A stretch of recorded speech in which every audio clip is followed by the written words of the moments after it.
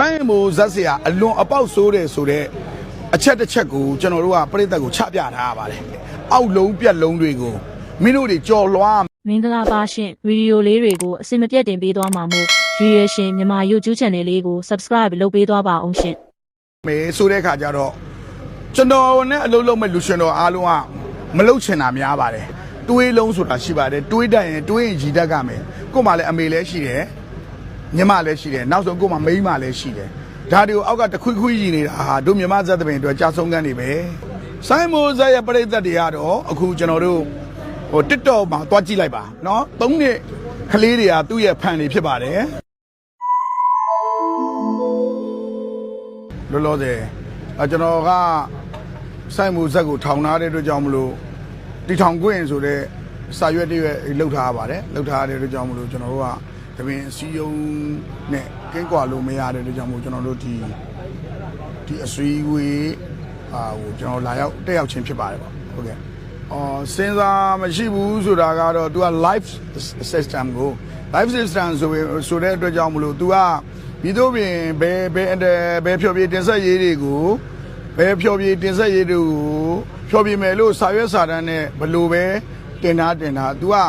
ဟိုအနုပညာနဲ့အတတ်ပညာနဲ့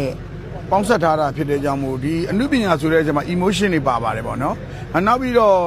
မင်းစင်ကြီးကဆိုတဲ့စကားလုံးတွေပါတယ်ပေါ့နော်အဲ့တော့အောက်ကပရိသတ်ရဲ့ response တွေပေါ်မှာမူတည်ပြီးတော့လေဒီစာတင်ထားတဲ့စကားလုံးတွေမဟုတ်ဘဲနဲ့ဒီဟိုနေဖြစ်တတ်တဲ့ဒီ live ဖြောပြတင်ဆက်ရေးပရိသတ်နဲ့ထိတွေ့တဲ့ဖြောပြတင်ဆက်ရေးတွေဟာအန်ဒီရဲ့အလွန်ကြီးပါတယ်เนาะဟိုစဉ်းစားဆိုတာကလည်းစဉ်းစားဘလို့ပဲဖြတ်ဟို तू ကဒီကိစ္စတွေကနည်းနည်းလေးအန်ဒီရဲ့ကြီးတဲ့ဖြောပြတင်ဆက်ရေးတွေဖြစ်ပါတယ်လို့တော့ပြောချင်ပါတယ်ဒီအခမ်းအနားကဘလို့ကြိုးတဲ့အောင်မရှိတော့ဒုတိယပိုင်းမှာပဲသိမယ်ဒီဥစ္စာပထမပိုင်းမှာတော့မသိဘူးဒါတပင်နဲ့ပတ်သက်ပြီးတော့တပင်ပညာရက်နဲ့ပတ်သက်ပြီးတော့ဆွေးနွေးတာမရှိသေးတဲ့ကြောင့်ကျွန်တော်မပြောတတ်သေးဘူးလူရှင်တော်ပညာရှိတယ်လေလူရှင်တော်ပညာဆိုတာကခုနောက်ဆိုတာမယ်အတမှန်မယ်တတ်မှတ်ထားတဲ့တန်စင်ထဲမှာဝင်အောင်ဆိုနိုင်ရတယ်ကီးချင်းပြီးတော့ဆိုလို့မရဘူးဒီဆိုင်းထဲမှာအတမှန်အောင်ဆိုနိုင်ရမယ်ဒါလူရှင်တော်ပထမအဆုံးဟာနောက်ပြီးတော့လူရှင်တော်တွေကအရင်တော့ဥဒတ်ရှင်တို့ဘာကိုကြားဘူးလားမသိဘူးနော်ဥဒတ်ရှင်တို့ဘာလို့လူရှင်တော်ဆိုတာပညာတတ်ကြတယ်ပညာတတ်မှတော့လူရှင်တော်ဖြစ်တယ်စသဖြင့်ပညာတွေကိုတတ်ကြတယ်အဲ့ဒါခါကျတော့သူတို့ကလူရှင်တော်တွေကသမင်းသားတွေအတွက်လည်းအထောက်အကူပြုရတယ်အဲ့တော့ကျွန်တော်ဗကဘိုးဘိုးကြီးတို့ဘာလို့နော်ဟာလူရှင်တော်တွေကစီးတွေရှိပါတယ်ကလကပရိကံပြောတဲ့အချိန်ဒေဗီတို့ကြီးပရိကံပြောပြီးထွက်တဲ့အချိန်မှာသူတို့ကဟာတာတွေမပြောရဘူးသူတို့ရဲ့ပညာရက်တွေလေးဦးလေးသိန်းတွေသူတို့စာတွေဘယ်လောက်ကြက်ထားတယ်သူတို့ဘယ်လောက်လေးလာသင်ယူထားတယ်ဆိုတာတွေကိုပြောရတယ်အဲ့တော့ကျွန်တော်ထင်ပါတယ်ကျွန်တော်ကဒီပညာတွေဘယ်ရရလဲဆိုတော့ကျွန်တော်တက္ကသိုလ်အနုပညာအသင်းကကွယ်လွန်သွားပြီဆိုတော့ဆရာဦးတန်းထွတ်ရှီကနေပြီးတော့ဒီပညာတွေကိုဟိုကျွန်တော်ရပါတယ်ရတဲ့ခါကျတော့ဒါပေမဲ့အပြင်လောကပရိကံပြောတဲ့ဟိုဟာတာတွေပြောနေတယ်အဲ့တော့အဲ့ဒီအချိန်မှာကျွန်တော်ကသွားပြောရင်ကျွန်တော်ကလူမိုက်ဖြစ်မယ်အဲ့တော့စီမင်းစီကနေတော့အဲ့ထဲကစမညီတာပါဗောနော်အဲ့ဒါနံပါတ်1နံပါတ်2လူရှင်တော်ကဏ္ဍဆိုပြီးတော့ကျွန်တော်စိုင်းမိုးဆက်တဲ့ဘက်မှာထုတ်ပေးထားပါတယ်ဟာတာတခန်းရက်မှာကျွန်တော်တို့လူရှင်တော်တွေရဲ့စွမ်းဆောင်နိုင်မှုကိုထုတ်ပေးထားတဲ့အခန်းကဏ္ဍရှိပါတယ်အဲ့ဒီမှာစူးစမ်းပါအဲ့ဒီနေရာမှာအတက်နိုင်ဆုံးနှစ်ပေါင်းများစွာအယိုးဆွဲလာတဲ့အောက်လုံးပြက်လုံးတွေကိုမင်းတို့တွေကြော်လွှားမယ်ဆိုတဲ့အခါကျတော့ကျွန်တော်နဲ့အလုပ်လုပ်မဲ့လူရှင်တော်အားလုံးကမလုပ်ချင်တာများပါတယ်အဲ့တော့ဒီအဖွဲ့ကလည်းအခုနောက်ဆုံးကြံတဲ့အဖွဲ့ကလည်းလှုပ်ချင်တယ်အဲ့ဒါကြီးကိုကြော်လွှားမယ်ဆိုတော့ဆိုပြီးတော့ကြိတ်မိတ်ပြီးတော့ကြော်လွှားတဲ့အခါကျတော့သူတို့တလုံးရွှင်လာတဲ့မှုတွေပေါ့နော် emotion တွေကထိမ့်သိမ့်လှုပ်ပြီးတော့သူတို့ကြော်လွှားနေပါတယ်အခုအချိန်လေးရလာတဲ့အခါကျတော့အောက်လုံးမပါဘဲနဲ့ပြတ်တက်လာတယ်သူတို့ကျွန်တော်ဗာပဲပြော Charlie Chaplin တွေ့ဘူးလားလို့ပဲပြောပါတယ်နော် The Max ရှိဘူးလားလို့ပဲပြောပါတယ်နော်အဲ့တော့ international လူရှင်တော်က international ဖြစ်ရမယ်အဲ့တော့မင်းတို့တွေအောက်လုံးမပါဘဲနဲ့နော်အောက်လုံးမပါဘဲယဉ်ကျေးရမယ်သိမ်မွေးရမယ်ရည်ရမယ် တွေးလုံးဆိုတာရှိပါတယ်တွေးတတ်ရင်တွေးရင်ရည်တတ်ကြမယ်ကို့မှာလည်းအမေလည်းရှိတယ်ညီမလည်းရှိတယ်နောက်ဆုံးကို့မှာမိန်းမလည်းရှိတယ်ဒါတွေကိုအောက်ကတခွိခွိရည်နေတာဟာတို့မြမဇက်တပင်အတွက်ကြာဆုံးကန်းနေပဲအဲ့တော့မင်းတို့တွေလာတယ်လှုပ်တယ်ဟိုဒါတွေကိုဒီညာကိုပိတ်ပင်လိုက်တဲ့ကျွန်တော်တို့ဇိုင်းမူဇက်တပင်စားထောင်တယ်ဟိုအပိတ်ပင်နဲ့လာတဲ့ကြောင့်မို့တချို့လူရှင်တော်တွေကျွန်တော်နဲ့လက်တွဲလို့အဆင်မပြေတဲ့လူရှင်တော်တွေလည်းရှိပါတယ်เนาะဒါတွေကိုဘယ်သူမှအပြစ်မပြောပါဘူးဒါကျွန်တော်တို့သပင်ရဲ့ကျွန်တော်တို့မရင်နေပါစေမရင်နေပါစေမပြဟိုရီအောင်မပြတ်တတ်ရင်တော့မင်းတို့ညံလို့ပဲဒါပေမဲ့ရအောင်စူးစမ်းပါရီအောင်ကျွန်တော်တို့အောက်လုံးလေးတော့ပြတ်ထဲပါရစေဆိုရင်မထဲနဲ့မရင်နေပါစေငါတို့မင်းသားအလုပ်လုပ်မယ်ငါတို့မင်းသားရအောင်ကြော်လွှားမယ်အဲ့တော့ပညာပေးရမယ်လူရှင်တော်မှာလည်းလူရှင်တော်ပညာရှိတယ်တပင်းတဲ့ပြန်ရင်မှတ်သားစရာပြန်မယ်ဟာလဲဇာသမားပြန်မှတ်သားစရာကြမ်းမယ်ဆိုတဲ့စကားဇာတကဆိုတဲ့ဇက်ပညာတွေကိုမြမအသိပညာတွေမပေးခဲ့ဘူးဆိုရင်ပရိသတ်ကိုဖြောပြတင်ဆက်ရေးမှာတဏှာလို့ခေါ်တာပေါ့ဟာတာတွေဟိုဟာပေါ့အစအဆုံးမှာရှိစရာတွေစိတ်ကိုဟိုမြူးကြွစေတဲ့ဒီကျွန်တော်တို့တရားသဘောနဲ့ကြည့်မယ်ဆိုရင်ပေါ့နော်အဲ့ဒါတွေကိုကြီးပဲတညလုံးပေးမယ်ဆိုရင်မင်းတို့သပင်အာဘတ်သိမယ်အဲ့တော့အဘတ်ဖြေတဲ့အနေနဲ့အသိပညာအတတ်ပညာမိုးလင်းရင်ဘာပေးခဲ့လဲဆိုတဲ့အကြောင်းအရာကိုနှစ်ဖူးပေါ်လက်တင်ရမှာလားလက်ပေါ်နှစ်ဖူးတင်ရမှာလားနှစ်ဖူးပေါ်လက်တင်ပြီးတော့လက်ပေါ်နှစ်ဖူးတင်ပြီးတော့ပြန်စဉ်းစားပါဟာလားဒါဟာတာပဲပေါ့နော်ဒါဆိုရင်ကျွန်တော်တို့လွတ်တယ်လေနော်ကျွန်တော်တို့လွတ်တယ်ဒီလိုလေးပေါ့ဟာလားတင်းပေါ်ကိုလက်ပေါ်နှစ်ဖူးတင်ပြီးတော့မနေ့ကျရင်ငါတို့တွေပြိတ္တကိုဘာပေးခဲ့လဲမပေးခဲ့တဲ့အဲ့ဒီမပေးခဲ့ရင်မင်းတို့တွေငရဲကြီးမယ်အဲ့ဒါကြောင့်မို့အဲ့ဒါကိုစိုင်းမှုကတော်တော်ကြောက်နေပုံရတယ်နှစ်ပါးသွားမှာတရားတွေဟောနေလို့ဟောရတယ်ဟဲ့ရအဲ့လောက်မဟောနဲ့တရားတွေဟိုတကတော့မင်းညီတော်မင်းနန်နဲ့အာနန္ဒာတွေပါရောကောသူအာနန္ဒာအကြောင်းတွေဖတ်ပါဇက်ထဲမှာနန္ဒာရောနေရောညီတော်မင်းနန်နဲ့အာနန္ဒာတွေပါရောကောသူနော်သူကြောက်ပြီးတော့သူစာရီအရန်ကျက်ကျွန်တော်ပြောတာတွေအရန်မှတ်ပြီးတော့ညီတော်မင်းနန်နဲ့အာနန္ဒာတွေလည်းသူဟိုပါဇက်ထဲမှာလေရုပ်တရက်ကြတော့ပရိသတ်နဲ့ထိတွေ့နေတော့မှားပြီးတော့သူအဲ့လိုတောင်ပြောခဲ့တာရှိတယ်အဲ့ဒါသားလေးကဟိုဟာပေါ့သူ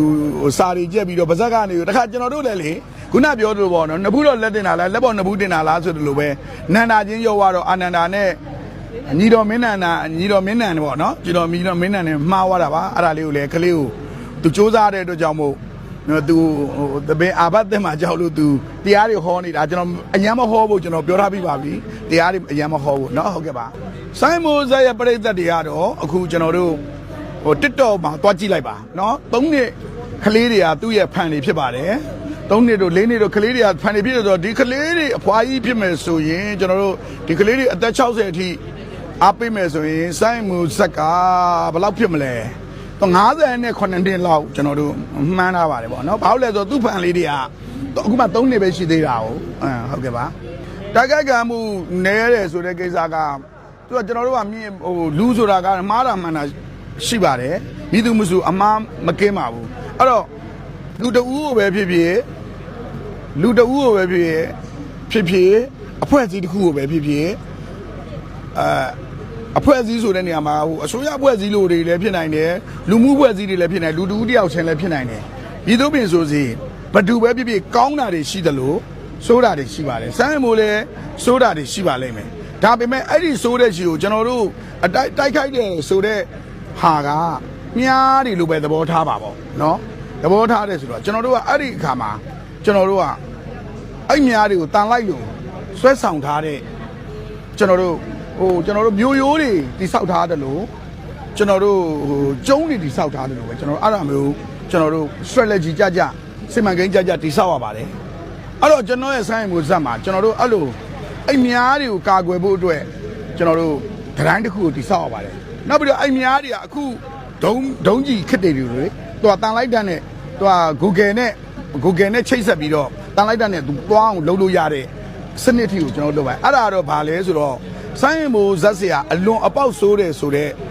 အချက်တစ်ချက်ကိုကျွန်တော်တို့ကပြိတ္တကိုချပြထားရပါတယ်အဲ့ဒါခါကျတော့ဆိုင်းမိုးဆဲမဲ့လူတွေကဆဲတယ်ဆိုင်းမိုးဆဲကျင်တဲ့လူတွေကကျွန်တော်ပဲဆဲတာပေါ့ကျွန်တော်ဆဲတဲ့ခါကျတော့ကျွန်တော်ကအမြဲအဆဲခံနေရတယ်လူပေါ့ဘာလို့လဲကျွန်တော်အောင်မြင်ခြင်းတွေလဲကျွန်တော်တို့ဘိုးကျုပ် စာဖတ်နေတဲ့ပုံလေးလိုက်အောင်မြင်ခဲ့တဲ့အချိန်တုန်းကလည်းကျွန်တော်ကတနိုင်ငံလုံးရဲ့ချီးကျူးခြင်းကိုလည်းကျွန်တော်ကခံခဲ့ရတဲ့အားလုံးအချစ်ချင်းကိုခံခဲ့ရတဲ့လူတစ်ယောက်ပါနော်အခြားကြတော့အနုပညာလုပ်ငန်းတွေပကြီးတွေဘဝလုပ်ငန်းတွေမှာလည်းအလွန်တရာမှဟာလာဟိုဆရာတော်ကြီးတွေရဲ့ပုံတွေထုလုပ်တဲ့အချိန်မှာအရန်နဲ့ချီးကျူးခြင်းကိုမြန်မာပြည်မှာပထမဆုံးစီလီကွန်ပညာရှင်ဖြစ်ဟာလာအကယ်ဒမီတွေမွေးထုတ်တဲ့နေရာမှာမနစ်ကဆိုကျွန်တော်အလွန်ချီးကျူးခံနေရတာပေါ့လုံနဲ့ပတ်သက်ပြီးတော့တဝုံကိုချီးကျူးခံနေရတာလူတစ်ယောက်ကအမြဲတမ်းချီးကျူးတဲ့အချိန်မှာตาရလို့ရတယ်လို့ဝိုင်းဆဲတဲ့အချိန်မှာလည်းကျွန်တော်တို့ကလက်ဝဲသမားတွေလေထိုးရင်လည်းသွေးထွက်အောင်ထိုးကျွန်တော်ပါတစ်ဖက်ဆိုရင်နှိမ့်အောင်နှိမ့်တယ်တော့နော်ဒူးနဲ့တိုက်ခံတာတော့သွေးတွေကို2ရက်လောက်စလိုက်ထွက်တယ်အဲ့ဒါကကြတော့ physical ရခံနိုင်ရှိလို့စူးစမ်းရတယ်လို့စိတ်ပိုင်းဆိုင်ရာအရာလည်းအစဲခံနိုင်အောင်စူးစမ်းရတယ်အဲ့တော့အောင်မြင်ခြင်းရဲ့နောက်ပိုင်းမှာအစဲခံနိုင်ခြင်းဆိုတာကလည်းပါတယ်ပေါ့အဲ့တော့စမ်းရည်မိုးကအဲ့တန်နေမခန်းသေးဘူးပေါ့အဲ့တော့သူ့ကိုလည်းနောက်3နှစ်လောက်ကြာရင်တော့တော်တော်လေးအဆင်ပြေပြီဆိုရင်တော့လှုပ်ပေးပြီးတော့သူလည်းအစဲခံရပါစေပေါ့နော်အခု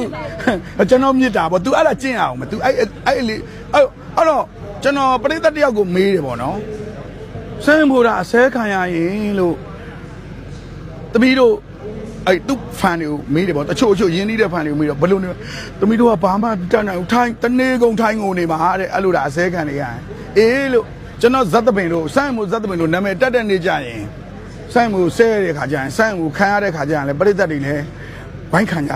စိုင်းမိုးလည်းခံငြိမ်ပြီးတော့ခံနော်အဲ့ဒါဟာအဲ့လိုခံနိုင်ခြင်းအဖြစ်ကျွန်တော်တို့တွေအောင်မြင်ခြင်းတစ်ခုရရှိမှာဖြစ်ပါတယ်နောက်3နှစ်နေရင်သူအစဲခံအောင်ခံနိုင်မှာသူ့ကိုခံနိုင်အောင်ရှိအောင်ကြိုးစားပြီးတော့လေ့ကျင့်ပေးပါမယ်ဟာလားအခုကျွန်တော်ကတော့အစ်စေးနော်အနုပညာစိတ်နဲ့ပဲသွားပါ